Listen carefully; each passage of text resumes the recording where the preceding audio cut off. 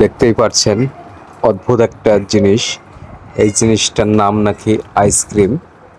তো এখানে বিভিন্ন রকমের ফল দিয়ে আইসক্রিমটা তৈরি হচ্ছে, খেতে খুব সুস্বাদু। ফলগুলো আছে যেমন কলা, মালটা, পেঁপে, বেদানা এবং আছে ড্রাগন ফল।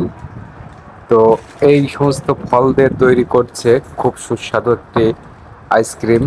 তো ওনার সাথে আমি একটু কথা বলে দেখব উনি কি বলে, এবং এখানে কোনো ফুড পয়জন হবে কিনা খেলে, সেটাও তার মুখ থেকে আমরা কিছু শুনবো।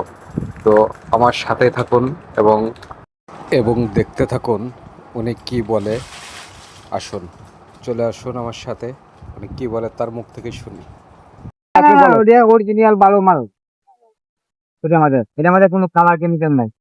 দুধ, চিনি, কলা, এই যাগুলো এই যে সামনে আছে সবগুলো দিয়ে তৈরি হচ্ছে। আচ্ছা, ঠিক আছে। তাহলে কাকা, আপনার নামটা কি? মোহাম্মদ রুকুন মিয়া। আপনি কতদিন ধরে ব্যবসাটা করছেন? প্রায় 2 বছর ধরে। 2 বছর। তো যাই হোক, আপনার এখানে আইসক্রিম খাবার পরে কোনো সমস্যা হয়নি কোনো লোকের? না না না, পরে সমস্যা হবে না। আচ্ছা, ঠিক আছে।